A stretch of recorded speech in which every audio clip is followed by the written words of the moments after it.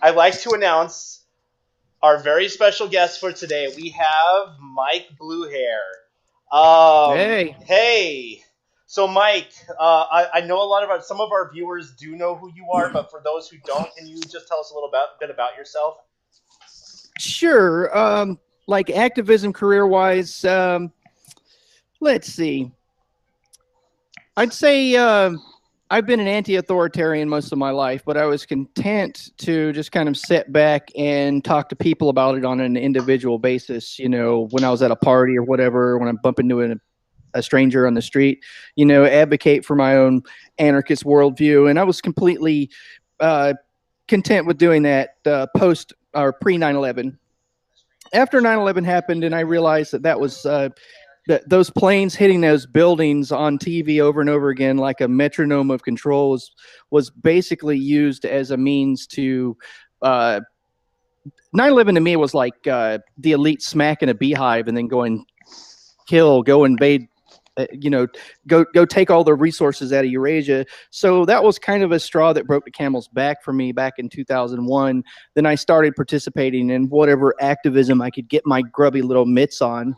You know, anything that was bucking the system, I would participate in. But I'd say I'm most known for my cop watching. About almost five and a half years ago, a very good friend of mine, Carrie Medina, was filming a 16-year-old black kid being arrested. She was live streaming. The kid was prostrate, face down on the ground, and the cop basically walked up to her and demanded her camera and twisted her arm just because she was documenting from like 30 yards away.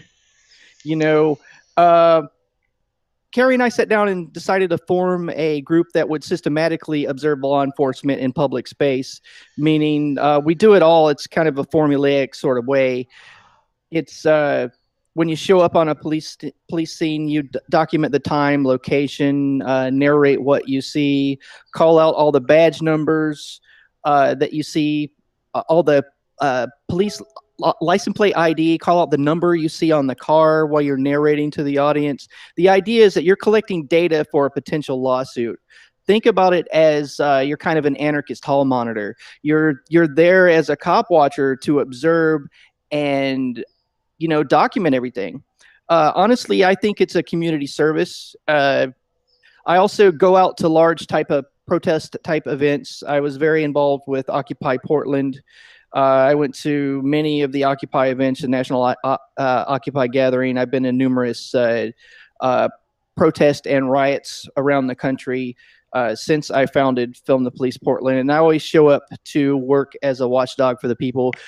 Whatever region I go into, whether it's Ferguson, I was in Ferguson that first round of riots and protests after the horrid murder of Mike Brown.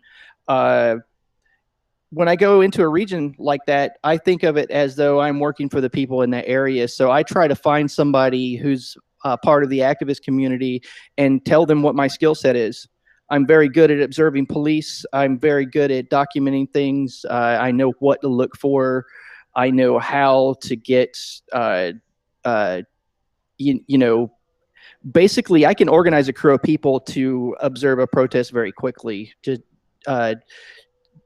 there's certain kind of techniques that I've developed over the years just doing this. But I think of it as a community service. There's a formulaic way you can go about it. If people contact me through my YouTube channel, I can show them how to form a chapter of FTP. We have 4 chapters around the country so far. So that's it. You know, I'm a cop watcher, a police accountability activist. I've been a whole lot of places. I actually went out and covered the Malheur occupation of the wildlife refuge when those militia people and the Bundys and all took over that wildlife refuge out in Malheur County in Oregon. And basically, that protest was mostly over land rights issues. What a lot of people don't understand in the mainstream media or just even in the alternative media is that those right-wing people were basically wanting to get a trespassing citation. If the federal government would have given them a trespassing citation while they were there, they would have been able to get it into the court system. Well, whose land is it? Is it the BLM's land? Is it the state's land? You know, they're a bunch of constitutionalists. They were being portrayed to me. You know, I'm an anarchist. I don't have their politics. I'm not a right winger at all. But like seeing what they were about, they were constitutionalists that were trying to challenge the idea of a very strong central government and the Bureau of Land Management taking away the rights and the property of ranchers. You know, that's what they were about. They weren't really about violence. But I really believe Lavoy Finicum was murdered. I mean, if you want to get into that, the man that was shot out there, the person they called Blue Tarp Man or whatever, okay, it's ridiculous to me that it came out that an FBI agent admitted to firing 2 rounds out of a sniper rifle at a man with his hands up, and he wasn't charged with 2 counts of attempted murder. If I or anyone else that's not part of this federal system of tyranny would fire 2 rounds at somebody through a scoped long rifle with their hands in the air, they would be getting murder charges. But instead, this FBI agent is getting charged with, basically improperly dealing with evidence during an investigation.